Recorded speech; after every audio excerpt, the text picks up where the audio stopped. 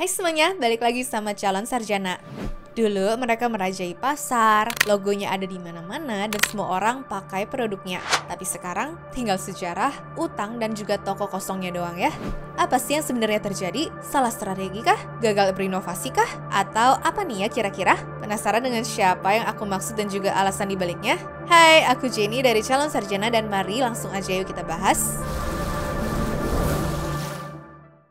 Nomor 7. Bukalapak. Bukalapak itu sebenarnya udah ada dari tahun 2010 di mana didirikan oleh Ahmad Zaki dan dua temennya yang pengen bantu UMKM jualan online. Tujuannya sih baik ya, tapi persaingan dengan toko hijau dan oranye itu yang nggak baik ya guys. Menurut aku nih, kenapa mungkin mereka gagal? Ya, pertama, tampilannya itu bagi aku nggak ramah untuk pengguna.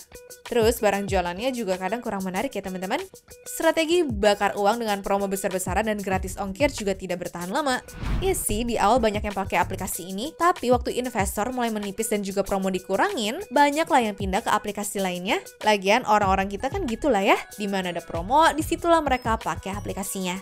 Makanya, gara-gara itu sejak tahun 2019, Bukalapak ini mulai goyah, dimana bahkan sampai harus merubahkan 10% karyawannya. Bahkan dilihat dari laporan keuangan pun konsisten rugi di setiap tahunnya kan guys. Mereka udah resmi melantai di bursa saham pada tanggal 6 Agustus 2021, tapi yang ngebedain adalah pendirinya udah pada cabut di tahun 2020-nya. Beberapa strategi setelahnya juga terlihat kurang pasti ya. Kayak contohnya nih, ngeluarin produk keuangan macam buka reksa dan juga buka emas yang ternyata kurang diminati dan juga mudah ditiru para pesaingnya. Oleh karena itu, pada akhirnya di ujung tahun 2024, mereka mutusin buat nutup banyak segmennya dan sejak Februari 2025, mereka tidak jualan barang jadi lagi. Sekarang fokusnya ke produk virtual seperti pulsa, pembayaran tagihan, dan juga layanan digital lainnya. Dan kabarnya, masalah ini semakin berat karena ada kasus hukum senilai 107 miliar rupiah akibat pemutusan kerja sama sepihak.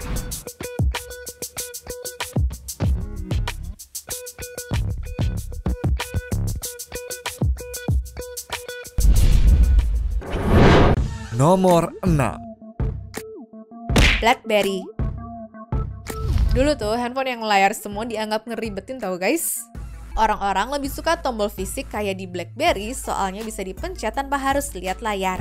Tapi di tahun 2007-an ini mereka terlalu nyaman nih ya kayaknya. Makanya waktu Apple atau Android mulai muncul, mereka malah masih pasang iklan nyeleneh begini dan tidak buru-buru berbenah.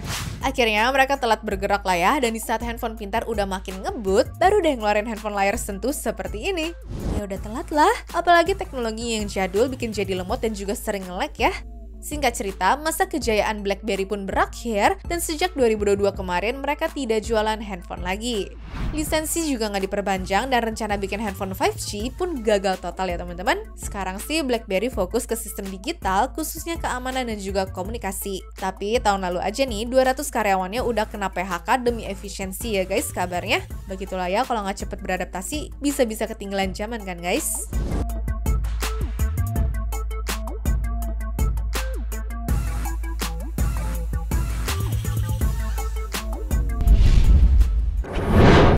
Nomor 5. Pagi-pagi. Ada yang tahu nggak sih ini aplikasi apa? Asing ya namanya. Tapi dia itu udah ada dari tahun 2012 loh sebelum akhirnya tutup di tahun 2023 kemarin. Dulu dia ini tuh sayangannya Traveloka yang malah kabar yang difavoritin orang-orang karena lebih murah. Awalnya cuma bisa pesan hotel, lalu di tahun 2013 udah bisa booking tiket pesawat juga ya teman-teman. Karena dulu cuma bisa diakses lewat website, jadi mungkin generasi sekarang jarang dengar namanya kali ya. Nah, tapi sebenarnya alasan kenapa mungkin ditutup karena nih di tahun 2018 lalu ada perubahan besar di mana aplikasi ini dibeli sama Traveloka. Makanya dari tahun 2023 semuanya tuh digabung dan dipindahkan ke Traveloka ya guys. Kalau yang lain bisa pergi, kenapa kamu enggak? Pegi-pegi.com bisa bantu. Nomor 4. Vine. Banyak yang jadi sukses berkat aplikasi ini nih. Hits banget ya pokoknya dulu pada tahun 2010-an. Iya, saking populernya, Vine sempat dibeli Twitter dengan harga sekitar 684 miliar rupiah. Tapi mereka nggak sendirian di kategorinya ya. Ada Snapchat yang bisa lebih lama videonya, YouTube, Facebook, atau bahkan Instagram juga. Para bintang dan konten kreator top Vine juga akhirnya banyak yang pindah ke platform lainnya itu ya guys. Ya, karena susah dapat duit dari konten yang dibuat Divine ini. Mereka nggak punya sistem monetisasi yang jelas nih ya masalahnya. Apalagi mereka juga terlambat berinovasi sama nggak mau nambah durasi videonya itu guys yang jadi problemnya. Ya, jelas kalah saing lah sama mereka, ya nggak sih?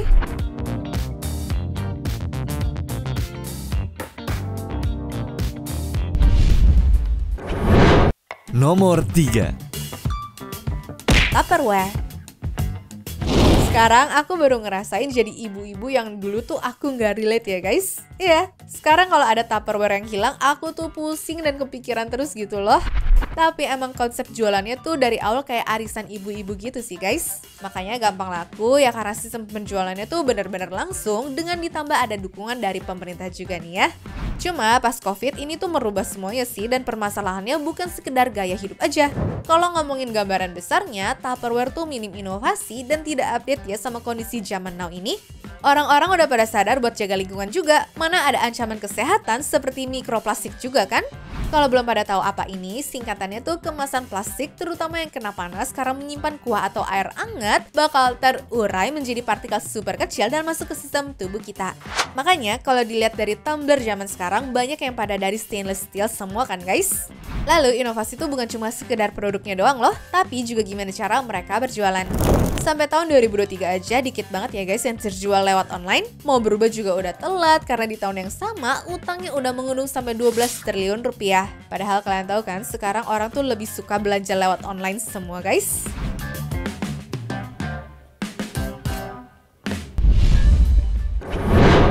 Nomor 2. Skype.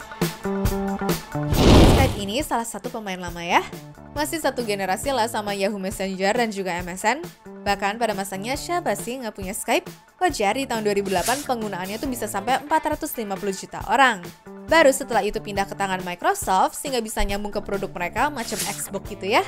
Sayangnya habis diambil alih malah fokusnya tuh ngembangin Microsoft Teams dong guys. Padahal buat orang-orang dulu lebih familiarnya dengan Skype aja kan? Masalahnya penamaan gini sama kayak Twitter dan juga X gitu deh. Dimana sekarang mayoritas masih sering dengar kata-kata Twitter kan? Udah gitu mereka juga lagi-lagi lambat beradaptasi di saat muncul Zoom, Google Meet atau bahkan WhatsApp yang lebih mudah digunakan, ringan dan juga inovatif ya. Padahal kalau mereka fokus ngembangin satu produk aja dan juga dimaksimalin, aku yakin deh Zoom gak punya kesempatan untuk ngalahin Skype ini. Aku aja bingung mau pakai aplikasi meeting apa pas pandemi kemarin. Gak pernah terlintas di kepala untuk pakai Teams aja kan guys? Ya gak sih? Pasti ingetnya ya Skype sebenarnya.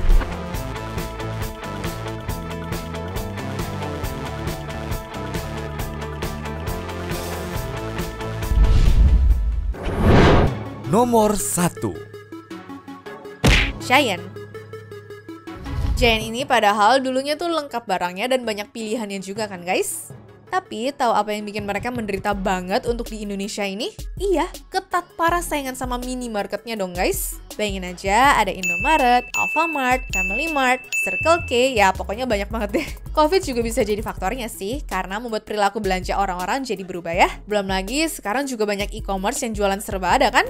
Selain itu, strategi perusahaan mereka juga berubah. PT Hero Supermarket Tbk sekarang tuh lebih fokus ke bisnis lain yang menguntungkan untung mereka.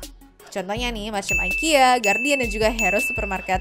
Sehingga nggak heran kan di akhir Juli 2021 kemarin mereka benar-benar tutup permanen. Dari yang tadinya ada sekitar 395 toko, terus turun ke 100 gerai dengan total karyawan mencapai 14.000 orang dan pada akhirnya sekarang udah nggak ada sama sekali.